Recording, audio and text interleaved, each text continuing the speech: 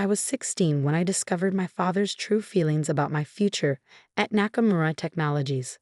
She's brilliant with code, Hideo, my mother said, her voice drifting up from the study. Olivia's teacher says she's never seen anyone her age understand neural networks so intuitively. My father's response was immediate and dismissive. It doesn't matter. The company goes to Daniel. The Nakamura name stays with the son. I stood frozen in the hallway, my laptop clutched against my chest. The AI project I'd been eager to show him suddenly feeling childish and irrelevant. Daniel, my brother, 3 years older, charming and utterly disinterested in the technology that had been my obsession since I was 8. The boy who'd barely passed his computer science classes but wore the right face, the right name, the right gender to inherit a tech empire. But Olivia is, my mother began.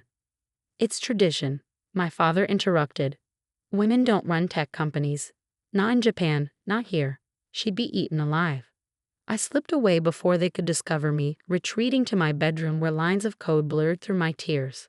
That night, I made a promise to myself. If I couldn't inherit Nakamura Technologies, I would build something even greater. And I would do it on my own terms. 13 years later, I stood in my brother's office, our father's old office, watching Daniel sign the termination papers with the same Mont Blanc pen our father had used to sign his Harvard tuition checks. Nothing personal, Liv, Daniel said, sliding the documents across his immaculate desk. But your department's performance metrics don't justify its existence anymore. I kept my expression neutral, though inside I was cataloging every sacrifice that had led to this moment. The MIT PhD in Artificial Intelligence, completed in record time. The 7 patents I developed for Nakamura Technologies. The AI-driven security system that had saved the company $30 million last year alone. None of it mattered. I had the wrong name on my birth certificate. The board thinks we should focus on hardware, not your pet AI projects, Daniel continued, already turning his attention to his phone. Maybe start a cute little consulting business, something less technical. I signed the papers without comment, remembering the day 3 years ago when our father died, and the board, composed largely of his golf partners and college friends, unanimously voted Daniel as CEO, despite my detailed 5-year strategic plan for the company's future. Clear out your office by end of day, Daniel added, not bothering to look up from his screen. And Olivia? The tech world is brutal. This is for the best, really. I walked out with my head high, past employees who averted their eyes, past the AI labs where my team worked on innovations Daniel couldn't begin to comprehend. In my office, mine for the next few hours, I methodically packed 8 years of work. Research papers, awards from tech conferences, the framed photo of me with Dr. Hinton at the Toronto AI Summit. At the bottom of my desk drawer, I found a thumb drive labeled Prometheus that made me smile for the first time that day. Daniel had always been so focused on the public-facing AI applications we developed, the virtual assistants, the security protocols, the consumer products, that he completely overlooked the true potential of my research. A shadow fell across my doorway. Elena Chen, my brilliant lead researcher, stood there, her expression a mixture of anger and resolve. So it's true, she said quietly. The board actually approved this. I nodded, sliding the thumb drive into my pocket. Unanimously. What will you do? Remember the conversation we had last month? About starting our own AI research company? Her eyes widened slightly. The one where you mentioned having your trust fund converted to venture capital. I pulled up an email draft I prepared weeks ago when the whispers about department restructuring first reached me. How would you like to be Chief Research Officer at Athena Intelligence? Fully funded, ready to start operations immediately. Alina stared at the business plan attached to the email, comprehension dawning on her face. You've been planning this. For years, I admitted. Why fight for a seat at their table when I can build my own? Over the next 3 hours, more of my team filtered through my office. Raj from Data Analytics passed over for promotion in favor of Daniel's fraternity brother. Minji from Neural Engineering, whose groundbreaking research Daniel had dismissed as too theoretical. One by one, they accepted positions at Athena Intelligence. By the time security arrived to escort me out, carrying my box of personal items, my new company had a core team of 12. The best minds from Nakamura's AI division. Daniel called from the executive lobby as I waited for the car I'd ordered. Don't take it personally, Liv. Some people just aren't cut out for the tech industry. I smiled, knowing it would infuriate him. Goodbye, Daniel. Give my regards to the board while they still answer your calls. The confusion on his face was worth every moment of humiliation I'd endured. That night, I sat in my apartment, surrounded by whiteboards covered in algorithms and business strategies.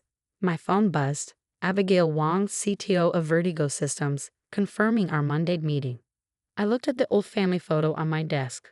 Father standing proudly next to Daniel, his hand on his son's shoulder, while I stood slightly apart, always at the periphery of the frame. Women don't run tech companies, my father had said. He was right about one thing. I wouldn't be running just any tech company. I'd be creating the future he couldn't imagine. Monday morning arrived with a series of increasingly panicked texts from Daniel, which I ignored in favor of preparing for my meeting with Vertigo Systems. The conference room I'd rented for the occasion, Athena Intelligence's offices were still being renovated, felt appropriately imposing with its floor-to-ceiling windows overlooking San Francisco Bay. "This is remarkable," Abigail said, studying the neural architecture diagrams I presented. "A truly adaptive AI security system that evolves alongside potential threats rather than merely responding to them. The same system I proposed to Nakamura's board last quarter," I noted. "They dismissed it as too experimental and fiscally irresponsible." "Their loss, our gain," Abigail replied, signing the partnership agreement with a flourish. Vertigo Systems is proud to be Athena Intelligence's first enterprise client. As if on cue, my phone buzzed. I glanced at the screen to see Daniel's name, but returned the device to my pocket. I had 3 more meetings scheduled that day with companies eager to implement adaptive AI security solutions. By Wednesday, we'd secured partnerships with 4 major tech firms. Thursday, we announced our first round of funding, $50 million led by Takeda Ventures, a Japanese investment firm known for backing innovative AI startups. Friday morning, Nakamura Technologies stock dropped 12% after analysts questioned the company's competitive edge in the AI security market. "Daniel's called 6 times today," Elena reported, handing me a coffee as we reviewed designs for our new research facility. Apparently, Vertigo Systems just canceled their contract with Nakamura. "Did they? How unfortunate." He left a message saying their legal department is exploring options regarding your non-compete clause. I smiled. They can explore all they want. I never signed one. It was true. In his arrogance, Daniel had never considered that his academically minded sister might pose a competitive threat. The oversight would cost him dearly. The following weeks unfolded with precise, calculated efficiency. Every client Nakamura approached for AI security solutions, we offered a more advanced alternative. Every researcher they attempted to recruit, we outbid them. Every press release they issued about future innovations, we countered with actual deployable technology. We weren't just competing with Nakamura, we were systematically dismantling their relevance in the AI sector. Then came the call I'd been anticipating. "Olivia," my mother's voice was strained. "We need to talk." I leaned back in my chair, gazing out at the view from Athena's new headquarters. "About what, Mom?" "Nakamura Technologies or Athena Intelligence, because only one of them has a future in artificial intelligence." A pause. "Your father, he never meant to dismiss every idea I ever had. To hand the company to Daniel simply because he was a man. To let him run our family legacy into the ground while ignoring every warning sign." More silence, then softly. "The board meeting is tomorrow. Daniel, he's going to lose his position. The shareholders are furious about the Vertigo contract and the stock decline." I almost laughed. Sounds like an executive problem. "Nothing to do with me. Please, Olivia, he's your brother." Funny, he wasn't my brother when he was firing me and mocking my research. I ended the call, feeling no regret, only a calm certainty about my next move. Tomorrow's board meeting wouldn't just mark my victory, it would determine whether I settled for winning or claimed total dominance in the AI security sector. I picked up my phone. "Abigail, remember that integration framework we discussed? Move up the announcement to 9 a.m. tomorrow, and make sure to mention the exclusivity clause." The next morning, I watched Nakamura's emergency board meeting via video link, a simple arrangement when you've designed most of a company's security architecture. Daniel looked terrible, his usually immaculate appearance disheveled, dark circles under his eyes as he tried to explain Nakamura's 35% drop in value over the past month. "We're exploring alternative AI security partnerships," he stammered, reaching out to startups with promising technologies. "There are no alternative partnerships," interrupted Yoshiko Takeda, who had recently acquired a significant stake in Nakamura. "Athena Intelligence has exclusive contracts with every major player in the market. They just announced a $200 million integration framework that makes their technology the industry standard." Daniel tugged at his collar. Perhaps we could reach out to Athena, try to negotiate." The boardroom door opened. "Now you want to negotiate?" Every head turned as I stepped inside, my Athena Intelligence ID badge gleaming against my charcoal suit. "Olivia." My mother half rose from her chair. "What are you doing here?" I smiled. "Representing the only company in this room with a viable future in artificial intelligence." Daniel's face darkened. "You planned this. You deliberately sabotaged Nakamura?" "No, Daniel," I interrupted calmly. "I built something better. Something Nakamura could have owned if you hadn't been so convinced that my research was worthless and women don't belong in tech leadership." I laid out my offer. Athena would acquire Nakamura Technologies. We would preserve the Nakamura name on specific hardware lines, retain most employees, and ensure the company's legacy continued, just not under Daniel's leadership. "All in favor?" Yoshiko Takeda asked, her expression inscrutable. The vote was nearly unanimous. Even my mother, looking resigned and somehow relieved, raised her hand. Daniel lurched to his feet. "This isn't right. Mom, tell them." "It's over, Daniel," she said quietly. "We should have listened to Olivia years ago." I gathered my materials, preparing to leave, but paused at the door. "Oh, and Daniel, don't bother cleaning out your office. I had it cleared this morning. Try not to feel too bad. Some people just aren't cut out for the tech industry." His own words thrown back at him. The perfect conclusion to a plan years in the making. That evening, I sat in my office at Athena headquarters, contemplating the acquisition documents. Nakamura Technologies, the company my grandfather had founded, the empire my father had expanded, the legacy that should have been mine from the beginning, was now under my control. Elena appeared in the doorway. "Your mother is here." She looked older than I remembered, smaller somehow. Her usual perfect composure was fractured, revealing the weight of the day's events. "The company your grandfather built is in good hands," she said, settling into the chair opposite my desk. "No thanks to our short-sightedness." "You mean father's short-sightedness," I corrected, "and Daniel's arrogance." She shook her head. "I share the blame. I should have fought harder for you, Olivia.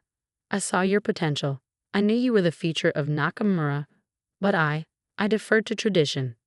I studied her, searching for insincerity but finding only regret. "Well," I said finally, "at least now you know better." She nodded, then hesitated. "That's actually why I came. There's someone I'd like you to meet." My assistant showed it a young woman, barely 20, I guessed, clutching a tablet to her chest, her eyes wide with barely contained excitement. "Olivia, this is Sophia Murakami," my mother said, "a quantum computing prodigy from Caltech. Her algorithms for quantum neural networks are, well, I think you should see for yourself." I raised an eyebrow. "And why are you bringing her to me?" My mother actually looked embarrassed. "Because when I saw her work, I remembered all of your research that we dismissed. I didn't want to make the same mistake twice." Sophia nervously offered her tablet. "Dr. Nakamura said you might be interested in my approach to quantum entanglement for secure AI communications." I accepted the device, scanning through her work with growing interest. "These are impressive models. But tell me about yourself first, not your degrees or accolades. Tell me your vision for quantum AI." Her eyes lit up as she launched into an explanation, her initial nervousness giving way to passionate expertise. I caught my mother watching us, something like pride mingled with regret on her face. Later that evening, after offering Sophia a research position at Athena, I found a package on my desk with a note from my mother. Inside was my father's Mont Blanc pen, the same one Daniel had used to sign my termination papers. Asterisk, "This belongs with the true future of our family's legacy." Asterisk. I set the pen aside and returned to reviewing Sophia's quantum algorithms, a smile playing at my lips. There was still work to do. 3 months later, Daniel arrived at my office, unannounced. Gone was the arrogant CEO swagger. In its place was something I'd never seen in him before: humility. You didn't dismantle the hardware division, he said without preamble. You could have fired everyone, sold off the assets, absorbed the patents. But you didn't. I gestured for him to sit. That would have been inefficient. Nakamura makes excellent hardware. The problem was never the products, it was the leadership. He winced but didn't argue. I've been consulting with a startup in Boston. Medical devices, nothing glamorous, but I'm learning. Actually learning, not just pretending to know everything. But for you, he fidgeted with his watch, not the Rolex he used to wear, I noticed, but something simpler. I've been following Athena's expansion. The quantum security protocols you're developing with that Murakami girl. It's revolutionary. Sophia, I corrected. Her name is Sophia Murakami, and she's not a girl. She's the future of quantum AI architecture. Right? Sorry. He took a deep breath. I was wrong, Olivia. About you, about the company, about everything. You built something incredible, and you beat me fair and square. I leaned back, studying my brother. The past 30 months had changed him, humbled him in ways I hadn't thought possible. Why are you here, Daniel? He reached into his messenger bag and pulled out a folder. I've been developing a proposal for AI-enhanced medical diagnostics. It's nothing compared to what you're doing, but I thought maybe you'd look at it. Tell me if I'm on the right track. I accepted the folder, surprised by the gesture. You want my opinion? You who once told me my ideas were unnecessarily complex and unmarketable. He had the grace to look ashamed. I want to learn from the best. That's you, Liv. It always was. I examined his proposal, genuinely impressed by the thought he put into it. The Daniel I knew would never have done this level of research, this careful consideration of practical applications. It's not bad, I admitted. The framework needs refinement, but the core concept is solid. Relief washed over his face. Really, I tapped the folder thoughtfully. How would you feel about developing this under Athena's medical division? Not as an executive, as a project lead, starting from the ground up, earning your position like everyone else. His eyes widened. You'd give me a chance. After everything? Not give, Daniel. Offer. You'd have to work harder than you've ever worked. Take direction from people you used to consider beneath you, and prove your value every single day. A slow smile spread across his face. Not the confident smirk I was accustomed to, but something genuine. When do I start? 1 year later, Athena Intelligence had transformed the landscape of artificial intelligence. Our quantum security protocols had become the industry standard. Sophia's research team was breaking new ground in quantum neural networks. And the Nakamura hardware division, now fully integrated with our AI systems, was producing technology that outperformed every competitor. Daniel, to everyone's surprise including my own, had thrown himself into his medical AI project with unprecedented dedication. He worked alongside researchers he would once have ignored, learned from engineers he would have dismissed, and gradually earned the respect of his team. Your profile in Tech Innovator just hit the stands, Elena announced, dropping a magazine on my desk. The cover showed me standing in our quantum research lab, Sophia beside me, under the headline, The Intelligence Revolution. How Olivia Nakamura redefined AI while shattering Silicon Valley's glass ceiling. Elena grinned. The sidebar about our mentorship program is getting lots of attention online. The Athena Accelerator, my passion project. It provided funding, mentorship, and resources to young women and non-binary individuals in STEM fields, particularly those focused on artificial intelligence. My father would have called it a distraction from our core business. In reality, it had become our greatest talent pipeline. Dr. Nakamura, my assistant, called over the intercom. Your mother is here. She entered carrying a familiar wooden box. The one that had sat on my father's desk for as long as I could remember. The one that had held his most important documents, including the succession plans that had excluded me. I found these while going through your father's personal storage, she said, placing a box on my desk. Letters he wrote but never sent. This one has your name on it. I opened the envelope, recognizing my father's precise handwriting. Asterisk Olivia, asterisk. Asterisk, by the time you read this, I will likely be gone. Perhaps that's for the best, as I lack the courage to admit my failures to you directly. Asterisk. Asterisk, I was wrong. About you, about the company's future, about what leadership truly means. I watched you develop innovations I couldn't begin to comprehend, yet I clung to outdated traditions that said a daughter couldn't lead asterisk.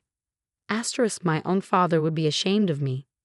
He didn't build Nakamura for status or tradition. He built it to create technology that changed lives. You understand this in ways Daniel never will asterisk. Asterisk, I've made arrangements with my attorneys. The succession plan has been modified. It may cause turmoil, but the company deserves the leader it needs, not the one tradition dictates asterisk. Asterisk, I hope someday you can forgive my blindness asterisk. Asterisk with pride and regret, asterisk. Asterisk father asterisk. I stared at the letter, dated just 2 weeks before his unexpected death. The modifications he mentioned had never materialized. His attorneys had never executed whatever changes he planned. He was going to change his will, my mother confirmed quietly, to make you CEO. He died before the papers were finalized. I carefully folded the letter, emotions I couldn't name washing through me. It doesn't matter now. No, she agreed. You've built something far greater than he could have imagined. Later that afternoon, I visited Daniel in the medical research lab. He was deep in conversation with his team, reviewing neural imaging algorithms with an intensity I once would have thought impossible for him. The board approved your project's expansion, I told him after his team dispersed. The clinical trials can begin next quarter. His face lit up. Thank you, Olivia. You won't regret it. I know. I handed him a copy of the Tech Innovator article. They mentioned your medical ad platform as one of our most promising innovations. He skimmed the article, then looked up with genuine admiration. You did it, Liv. Everything father said you couldn't do. You did it anyway. We did it, I corrected. The company is stronger with both of us contributing in the right ways. Daniel shook his head ruefully. You know what I realized recently? When father said women don't belong in tech leadership, he wasn't just wrong about you, he was wrong about leadership itself. It's not about gender or tradition. It's about vision. I finished. About building something that matters. About recognizing talent wherever you find it. He nodded. Thanks for teaching me that. Even if your method was dramatic. I smiled, thinking of the day I'd taken control of our family's company. Some lessons leave scars, Daniel, but if they heal properly, they make you stronger. In my office, alongside my degrees and patents, hangs my termination letter from Nakamura Technologies, a reminder of where I started. But surrounding it are photographs that represent something far more significant. Sophia presenting her quantum research at CERN. Elena accepting the Turing Award. Daniel with his medical AI team celebrating their first successful diagnostic protocol. And a new family photo taken at Athena's headquarters where tradition has been replaced by innovation, where legacy is measured not by names but by impact, and where the future is being built by people once told they didn't belong. My father was wrong. Women do run tech companies, and sometimes they transform entire industries in the process.